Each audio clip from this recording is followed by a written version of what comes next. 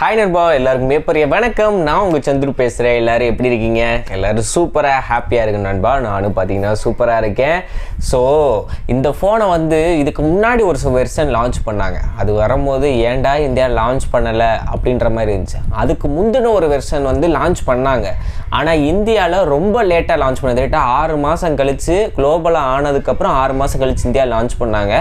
அன்றைக்கி அந்த pricing set ஆகுதுனால இந்தியாவில் அவ்வளோ சேல்ஸ் ஆகலை. ஆனால் எந்த வட்டம் Asus Zenfone 10 பார்த்தீங்கன்னா வர ஜூன் 29ஆம் தேதி குளோபலாக லான்ச் பண்ணுறாங்க. அஃபீஷியலாக இந்தியாலையுமே பார்த்தீங்கன்னா லான்ச் ஆக போகுது நண்பா. ஸோ இந்த ஸ்மார்ட் ஃபோனை பற்றின டீட்டெயில்ஸ் தான் நம்ம பார்க்க போகிறோம்.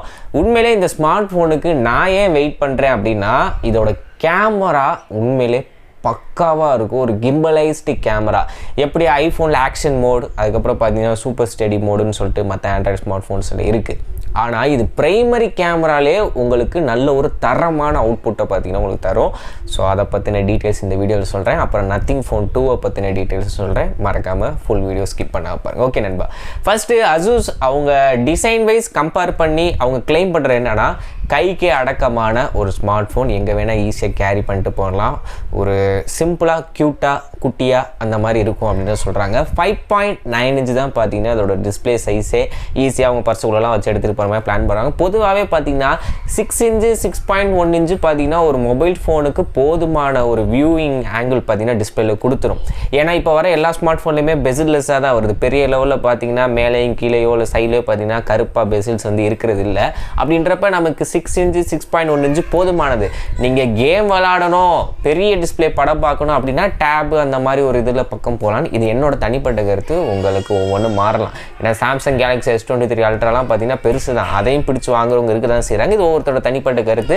எனக்கு காம்பேக்டாக இப்போ இந்த ஃபோன்லாம் பார்த்தீங்கன்னு வச்சுக்கோங்களேன், குட்டி ஃபோன் தான். ஸோ இந்த மாதிரி டிஸ்பிளே யூஸ் பண்ணும்போது எனக்கு நல்லா தான் இருக்குது கையில் கேரி பண்ணும்போது. ஸோ அந்த விதத்தில் அசூஸோட Zenfone சீரீஸ் பார்த்தீங்கன்னா இப்போ 6, அதுக்கப்புறம் 8, 9, 10 எல்லாமே பார்த்தீங்கன்னா ஓரளவுக்கு காம்பேக்டாக தான் கொடுக்குறாங்க.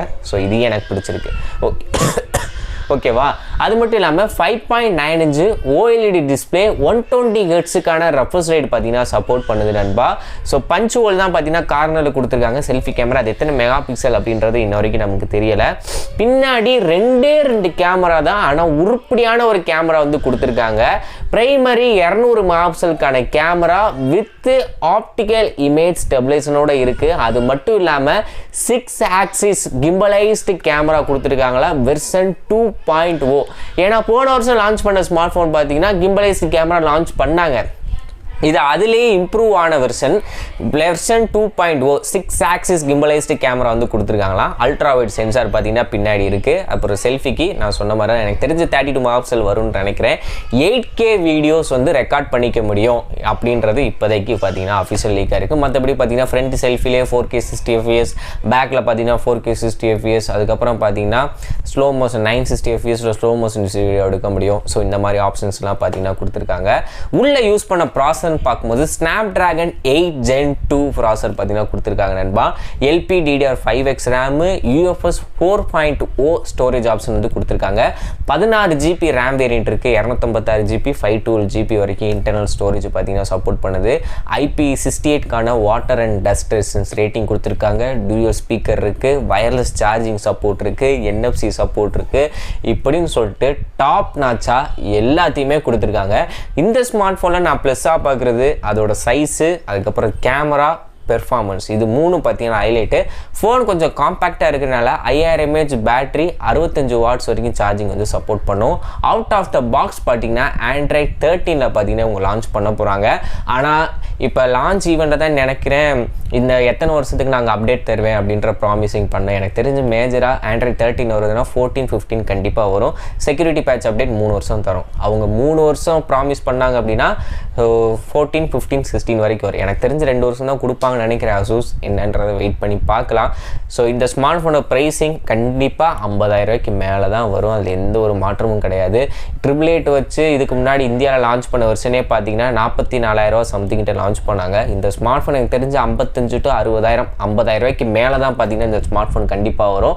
ஸோ என்ன ஏதுன்றதை பொறுமையாக பார்க்கலாம். அடுத்தபடியாக பார்த்தீங்கன்னா நத்திங் ஃபோன் 2 இந்தியாவில் பார்த்தீங்கன்னா கூடிய சீக்கிரம் லான்ச் ஆக போது. சர்டிஃபிகேஷன்லாம் வாங்கிட்டாங்க. இது ஜூன் லாஸ்ட் வருதா, அது July first week or second week பார்த்தீங்கன்னா இந்தியாவில் அஃபீஷியலாக லான்ச் ஆக போகுது.